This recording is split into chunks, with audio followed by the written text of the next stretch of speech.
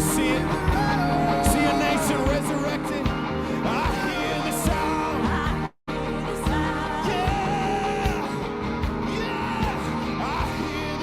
Our next speaker is a thoughtful and gracious commentator on culture and the Christian faith.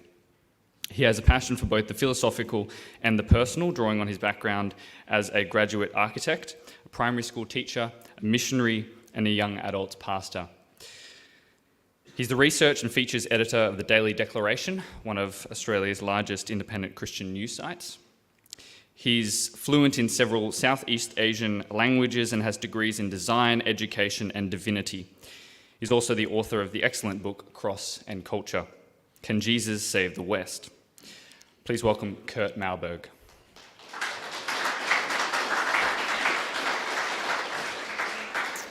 Fantastic. Thank you so much, Cody. Again, I feel like that was a very gracious introduction, and I hope I live up to it. And they are very big shoes to fill from James, so I'll do my best. But it is awesome to be with you guys, and thank you so much as well to Dave for organising today and for Moree Baptist for hosting us. So how to beat big tech and big media? What a topic. How do you solve all the world's problems in, 25 minutes? But I want to start with a bit of audience interaction, so get your arms ready. First of all, put your hand up if you are concerned that social media platforms are censoring good information, true information. That's a lot of hands. What about, put your hand up if you've ever been personally censored or kicked off of social media? What a well-behaved crowd. Well done. There are a few though. Put your hand up if you generally keep up with the news. Yep. And put your hand up if you generally trust mainstream reporting. Yeah, there's not too many hands there. Well, with that last question, you are certainly in good company. If you're feeling a little bit distrustful of big tech and big media, there's a lot of people like you. And this is just the results of a survey that was taken globally, so nations throughout the world, asking how much they trust their media. It came back with pretty bad results for Western countries. So Australia, 43% of people trust their media. In the USA, it's even lower at 39%, and I've actually seen surveys that put the US as low as 36%. So it's kind of concerning. Now, it's not to say that really high levels of trust are a good thing either. If you can read that really small writing at the top, the country with the most trust is China, 80%. So I don't think they probably should trust their media quite as much as they do. So it is healthy to have a level of skepticism. But I would argue that we Westerners actually have the opposite problem. And when only 43, in the case of the US, 36% of people feel like the media is telling them the truth, we're in a bit of trouble.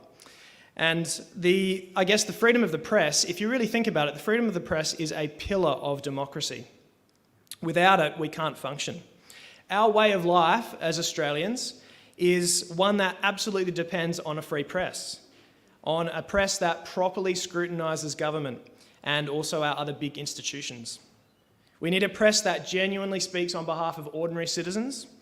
And the lesson of history, if you think about the regimes of history, last century especially, any country that doesn't have a free press has a government that won't be held to account and ultimately is going to pave way for tyranny. So a free press is incredibly important. Now, you may not have thought about this connection before, but I think there's a really close sort of analogy between the press or the media and the Old Testament concept of a prophet. It's a very biblical concept, this idea of the free press. In ancient Israel, God raised up prophets to hold Israel's leaders accountable without fear or favour. The Old Testament prophets were the mouthpiece for God, and as such, they were the mouthpiece for truth. Now, they would give divine affirmation of a leader, a king, or the whole nation when they were doing the right thing. But when they did the wrong thing, when that nation went astray, when that king went astray, that prophet that God sent would be absolutely ruthless and would set the record straight and speak for God. Now, I'm not saying there's a perfect analogy here. Journalists are not speaking on God's behalf. And I guess the office of an editor or a journalist is certainly not a God-appointed role in that same sense. But I would argue that free press, this idea of a free press in our democracies, very much grew out of that concept from the Bible. It's been influenced by other things, but we've got a Christian foundation in our culture, and that was a big influence on this idea of the free press.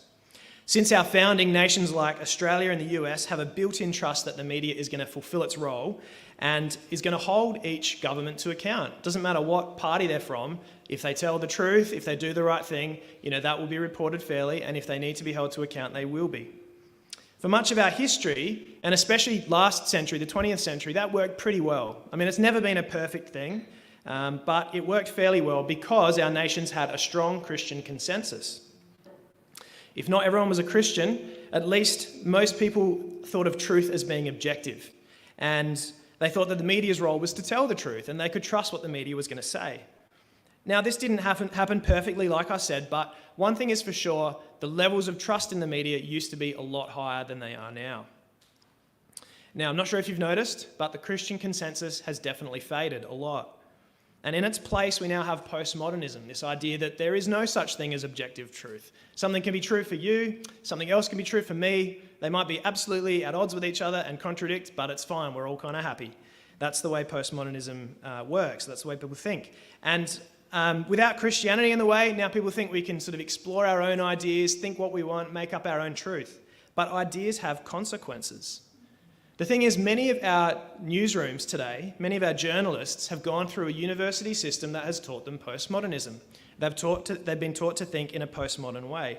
And so now, if a journalist or an editor thinks and feels strongly enough about something, well, they probably assume that that thing is true. And they don't think to interrogate their own bias. And that's a real problem. For many in the profession, the journalism and editing kind of profession, their career has become a way to express themselves and to, explain what they like and what they're passionate about and how they can kind of influence the world with that and sort of shape public opinion. Many have abandoned the goal of non-partisanship, of holding governments to account and holding ideas to account, like James talked about, without fear or favour. So this idea, I think, as consumers of journalism, we assume it is what it used to be. In fact, it's become something very different. It's become this kind of way for journalists and editors to express their opinion and to shape public perception. Now, not all journalists and editors behave this way.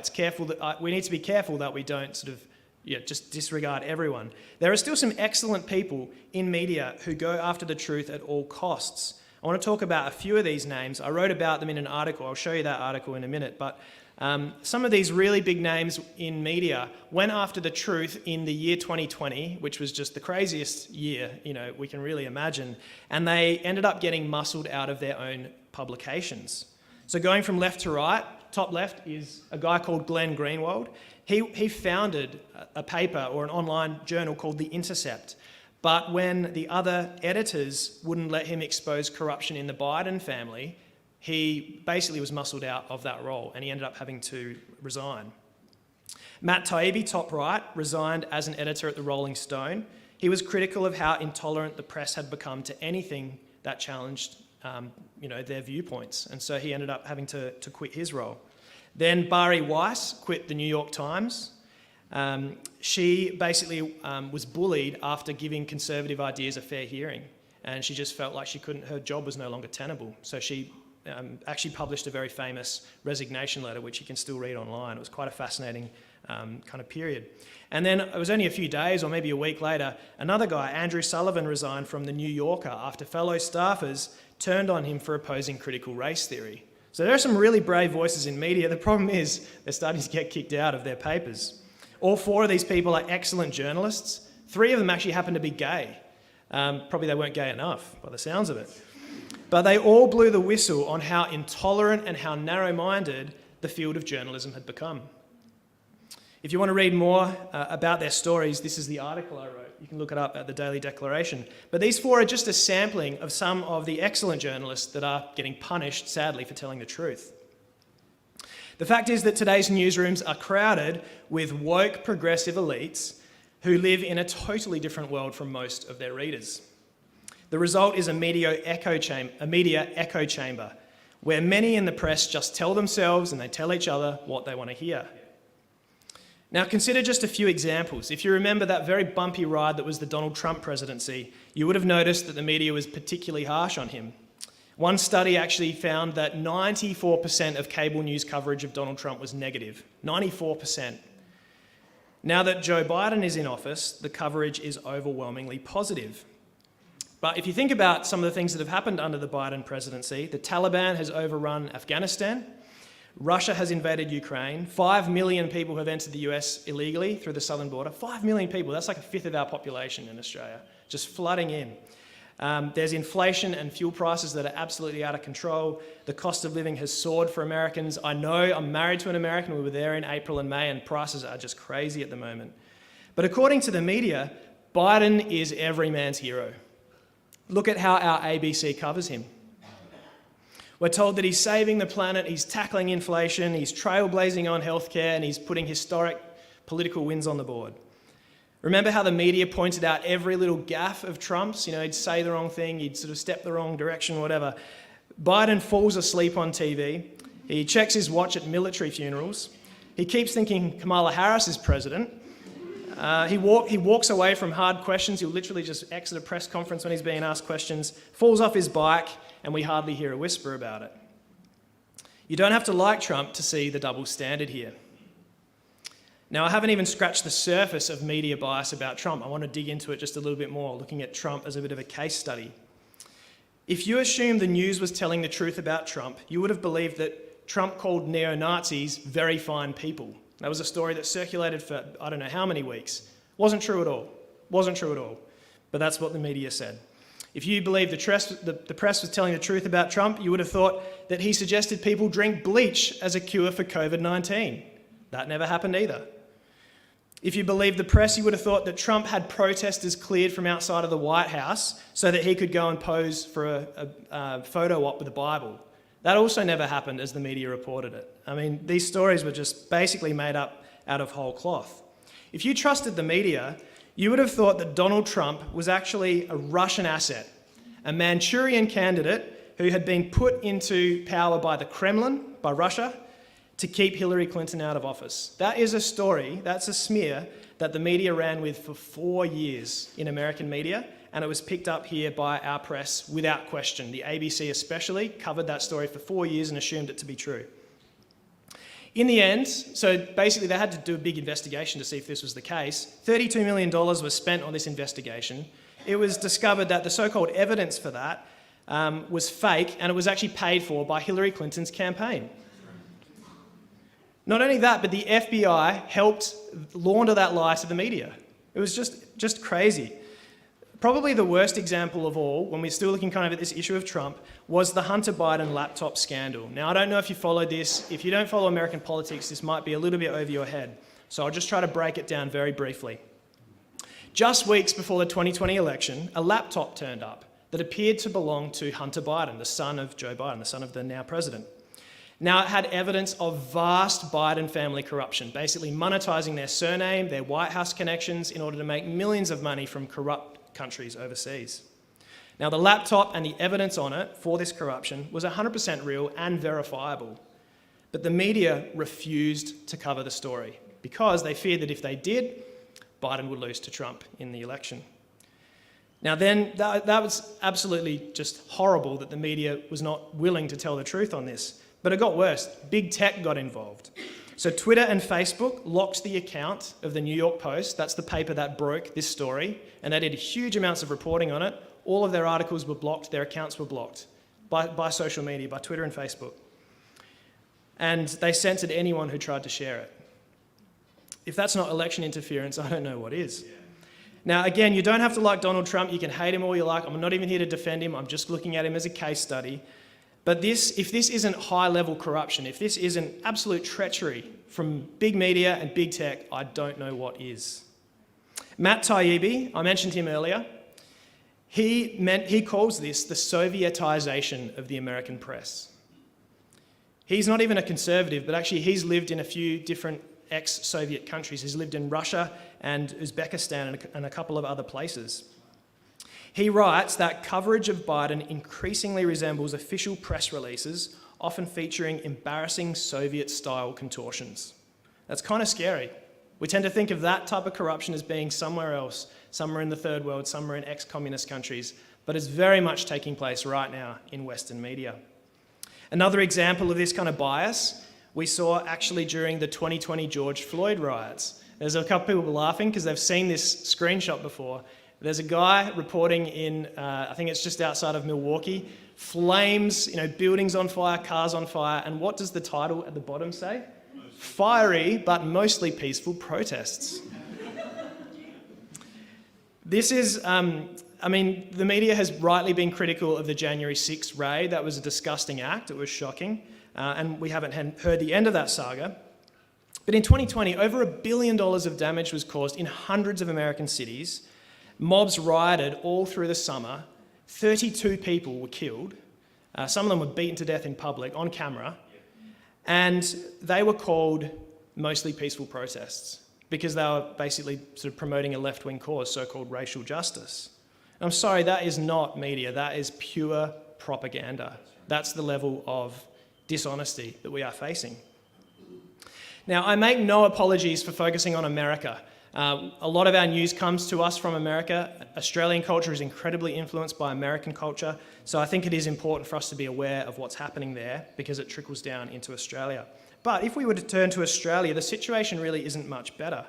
This is a survey that was taken, it was a little while ago, not quite a decade ago, so I think probably things are worse now than when the survey was taken. But it was asking Australian journalists which political party, they would be voting for at the coming federal election. Now, basically, if you look at Fairfax, so that's like The Age and the Sydney Morning Herald, 9 News, lots of others, the bias was pretty bad. 75% of Fairfax journalists favoured a Labor Greens government, while only 20% said they would vote for the coalition. I mean, where's the balance there? The bias was actually the worst at the ABC. This is, taxpayers, that's you and I, are funding this to the tune of $1.3 billion a year. And over at the ABC, over 41% said they'd vote for the Greens. I mean, this is a tiny little party that has about 8 or 10% of the vote of the country, and yet it's 4 times that rate of the number of journalists at the ABC are voting for the Greens. 32% favoured Labor, so the Greens was even more popular than Labor at the ABC, and less than 15% indicated support for the centre-right coalition. Now, with numbers like this, there is no wonder that we are seeing the kind of bias in our reporting that we've been talking about. When a leader is favoured by the press and they're in office, then we know that we can expect fluff pieces and just, kind of lavish praise, all of that sort of thing, and very low levels of account keeping. When a leader is disliked by the press, doesn't matter if they're doing a fantastic job and all the numbers are looking great, they will be scrutinised at every turn because the press is really no longer about telling the truth.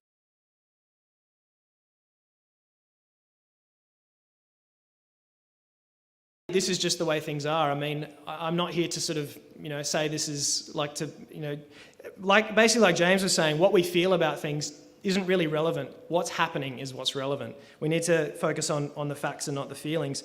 A guy who is able to do this very well, one of my favourite authors actually, is Francis Schaeffer. He warned as early as 1977. He said, when the perspective and the worldview of the elite coincides with some of the influential news carriers, does not have to be all, then either consciously or unconsciously, the media becomes an instrument for manipulation. He said that over 50 years ago. So let's return to the comparison I made at the start between journalists and Israel's prophets. The thing with Israel is that there weren't just true prophets from God, there were also false prophets. I believe we are now in a situation where many, many people in the media, whether they're conscious of it or not, are actually playing the role of a false prophet. They have the nation's trust, as in Israel's day, but they've traded truth for their own opinions, and they're spinning it as truth. Now, Dave has actually personally been on the pointy end of this. I was actually there to witness it. So we had a church and state in Brisbane last year, and a Sydney Morning Herald journalist wrote a smear piece about that event. He wasn't actually there. I was talking to Dave about this last night. He wasn't there. He got the information secondhand from a Satanist who was in the audience. And then he wrote a piece in the... Oh, he wasn't there either. Okay, so this is like 3rd or 4th or 5th-hand information. Chinese whispers that involved a Satanist and essentially a gay activist who was working for the Sydney Morning Herald. And in his article, he took a whole bunch of quotes out of context, made it sound as though there was a political revolution brewing in Australia, and that basically the attendees at that conference were about to grab their pitchforks and run down to Parliament House in Canberra and stage our own January 6th event. This is kind of the way that this article read.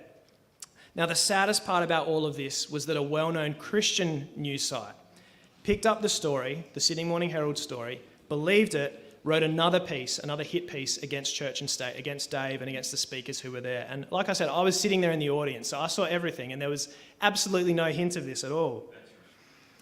Now, if they'd bothered to check, the thing is, now, like I mentioned, there was a Christian news site that picked up the story and wrote their own hit piece. If these guys were fellow Christians, if they had bothered to ask Dave, they had his phone number, if they'd bothered to ring him and ask him what happened, they would have known the truth. If they'd bothered to check the social media profile of that Sydney Morning Herald journalist, they would have realised that essentially he's a gay rights activist and he hates Christians, and he's been posting about him hating, his hatred for Christians for years. This is one of the really big challenges with big media and big tech today. See, it's not just telling us untruths, it's actually dividing the church. I think some of the biggest divisions that we have in the church today are an issue of media telling lies and Christians sadly believing them. And so I have a real heart for the church, understanding this issue, waking up to it, and wising up to the fact that so much of what is being said now by our mainstream media is not true. And if we can unite on that and work out what the truth is, we're going to see a whole lot more unity in the body of Christ. I'm very passionate about that issue. Christians who routinely believe that the fake news that is being spouted by the media are actually being encouraged to turn on their brothers and sisters in Christ. That's a real concern. The lies of the false prophets in media are hurting the church. Now, I empathise with Christians, especially I think of the boomer generation and up, who still look to the old guard media for truth. I empathise with them because that's what they grew up with. It was the case 20, 30, 40 years ago, 50 years ago, that the media generally could be trusted. Sure, there's always been bias, there's always been issues, but generally back then, things were a lot better and the media was a fair bit more trustworthy. That desire for an institution that has integrity and that goes after the truth and holds our leaders to account is a good desire to have. We should want that. But the simple fact is that it's no longer happening. Yes, the legacy media is still useful for many things, and I don't just mean propping the door open. Local events, sports, weather, there's a lot of things that the media does, services that it provides that are very good. And so we need to be careful that we don't kind of criticise everything and throw the baby out with the bathwater and overreact. But when it comes to politics and social issues especially, and moral issues, we must listen to these outlets as though they were seeking to influence our worldview and seeking to sway our vote, because that's exactly what they are trying to do. For years, the church has been wrestling with the question of how should we as Christians approach entertainment, movies and books and just all sorts of media stuff that's being thrown at us in terms of like leisure and entertainment. I think as Christians, we really need to start asking the question, how do I consume mainstream media as a Christian? That needs to be a discipleship point. I think churches should be preaching on that all the time because it's so important. So how can we beat big tech and big media? Well, the first big step is to know your enemy, which is why I've spent a fair bit of time talking about these issues so far. I've spent a fair bit of time trying to expose some of the bias and the corruption. We need to have concrete examples of the lies that have been told in order to hold the media to account, and also to share with our Christian brothers and sisters to explain to them, do you understand that you've been lied to? Do you understand that the whole country's been lied to on various issues? The examples I've provided are glaring and obvious, the Trump stuff we looked at earlier, but often media bias is quite subtle. So I just want to give you 5 very quick points, things to be just aware of, to be a little bit more careful of. So the first one is beware of omission. Don't just pay attention to what the media covers, but pay attention to what it doesn't cover. So, the Hunter Biden laptop scandal is a perfect example of that. The media absolutely refused to cover that. Another one is, like, anytime there's kind of a flood event or some sort of a crazy weather event, that's reported as though climate change, is going to end the world. But what about when all the good weather's happening? Like, why is that not reported on, Beware of framing. This is another one. So pay attention to the words that are used. This is looking at that same slide we had at the start about some of these headlines about Joe Biden from ABC News. I've highlighted, I know it's a bit small, but I've highlighted some of the words that are used. Be careful about the way that adjectives, verbs, and nouns are chosen, because all of those are designed to tug on your heartstrings and to make people in the story look good or bad, to make ideas in the story look good or bad. So Joe Biden roasts Donald Trump. It's a star-studded event. We could look at all of those, but basically just be very careful at the sorts of words that are being used. It's at that smaller level where a lot of the media sort of sleight of hand happens. Another one is beware of relevance. Are the stories being published even of interest to everyday people? Or is some kind of an agenda being pushed? I don't know about you, but I've seen a lot of articles recently about eating bugs. Is there anyone that you talk to who says, I just can't wait for my next meal of bugs? Like there's no one around that wants to eat bugs, and yet we're being told, almost on a weekly or a whatever basis by some of these mainstream media outlets that eating bugs is the next best thing. Who's funding this? What are their aims? What are they trying to achieve here? So relevance is a really important one. Another one to be aware of is what I call the dialectic, the neo-Marxist dialectic. Watch how the media changes its story over time. It follows a very predictable dialectic. First of all, it starts with denial. X is not happening, whatever that X might be. Men aren't in women's change rooms, whatever the thing that they're trying to deny. So first of all, it's not happening. Second of all, okay, it is happening, but it's not really that bad. The third step is, okay, it's happening and it's good. And the final step is you must be punished for disagreeing. So let's have a look at how it worked in the case of the US recession. The US at the moment is in a recession, 2 quarters of negative economic growth. Now, step 1, Biden says, God willing, I don't think we're going to see a recession. Step 2, yes, a recession looks inevitable, but it may not be that bad. Here's why. Step 3, is the US in a recession? Does it even matter?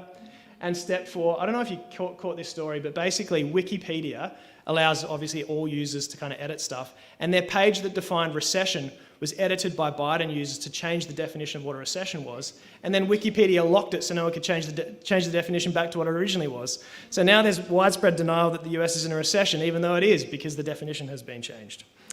There you go. Another one is to beware of fact-checking. So basically, I would caution you that fact-checking, so-called fact-checking, is basically leftist journalism 2.0. It uses the same emotional appeals, the same political spin as all other content. Tell me, what is the difference between something that's mostly true and something that's partly false? I mean, by definition, anything that's mostly true is partly false. By definition, anything that's partly false is mostly true. The thing is, one sounds good and squishy and nice and warm, and the other sounds all really bad and naughty. Do you see what I'm saying? See the tricks that are being played here? These things are very subtle, but they are the tools being used to manipulate you, so be very aware of them. As well as knowing our enemy, we need to know our friends. So up on the screen are logos from some fantastic Australian Christian conservative, not all Christian, but most of them are, trusted news sites. And I would encourage you, if you take a photo, come ask me later on. Just take a note, because these are some fantastic up and coming news sites. Dave might want to mention some more later that I may have missed, but I would encourage you to get around these. On the next slide are some American sites. So if you follow American politics in general, this does cover fairly global content. These are some fantastic conservative, often Christian news sites that cover the news very well. So another practical tip I would give is to triangulate. If you're following a particular story, to work out what's really going on, see what the mainstream press is saying about it, see what the independent press is saying about it. And between those two, you'll probably work out what's really going on by triangulating. Recognise when the legacy media is telling the truth. Like I said earlier, we don't want to throw the baby out with the bathwater. We don't want to overreact. We don't want to always assume they're lying, because in a lot of cases they are just telling us what is going on. But I guess now I want to finish with a few practical steps. So work out how you want to wage war. So the question at the start was, how do we beat big tech and big media? Work out how you want to wage war. I'm going to suggest 3 options. The first is the low-key option. You might decide that for your own sanity, for your own mental health, you actually just need to tune out. Just turn it all off. That's fine. That's actually a very respectable choice. You might want to sort of still be on social media, but play a bit of a low-key role. And so what I'd say is be very careful who you follow, and who you unfollow, and who you follow back, and who you block. I use those buttons all the time. The block button, don't be afraid of it. It's your best friend if you're going to be on social media, for sure. The second option is to go next level. So that means being on social media, being a little bit engaged with it, but politely but firmly pushing back against some of the stuff that you're seeing. You can be a troll. You can sit there in the comment sections like a troll guarding the bridge and do it in a very lighthearted and kind of fun way. I like to do this all the time. Use the laugh response. Instead of liking a post, laugh at it. If you see a fake news post from big media, just leave a polite but well-reasoned comment that pushes back against it. Because all of that, I don't know if you've heard of the concept of ratioing, but if a post is commented on or shared a lot more than it's liked, it's an indication that that post is really silly and the person who made it shouldn't have made that post. It's called being ratioed. So by leaving lots of comments, by sharing it and kind of framing it in a different light, it's a very good indication that something is amiss and that basically bad attention is being drawn to that post. So we can add to that by essentially being friendly trolls. Use the clown emoji.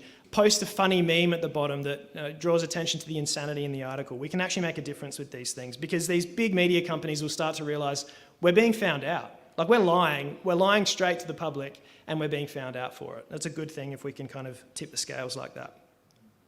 Another option is to go for gold. So this is the kind of high-end option of you start a Facebook page of your own, and I don't just mean your profile. If you want to keep all your friends and anniversary pictures and stuff there, do that. But start another page with either your name or with, you just like start up a company or something like that, and post really good content.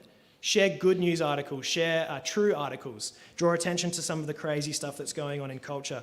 Build yourself a bit of a following. You might want to start a blog.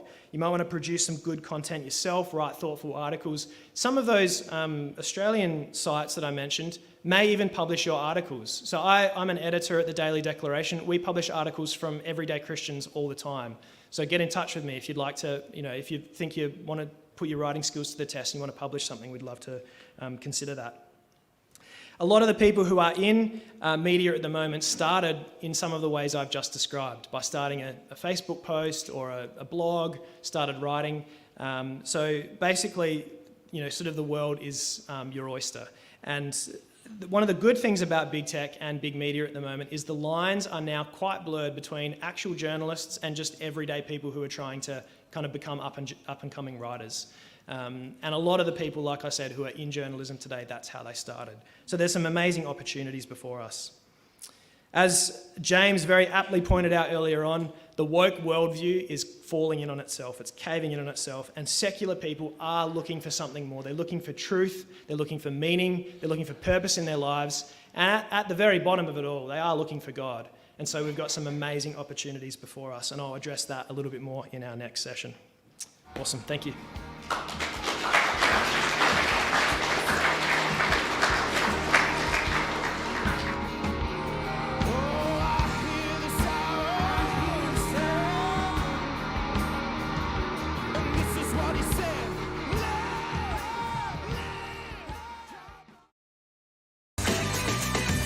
Today, we need a special kind of courage. Not the kind needed in battle, but a kind which makes us stand up for everything that we know is right, everything that is true and honest. We need the kind of courage that can withstand the subtle corruption of the cynics, so that we can show the world that we are not afraid of the future.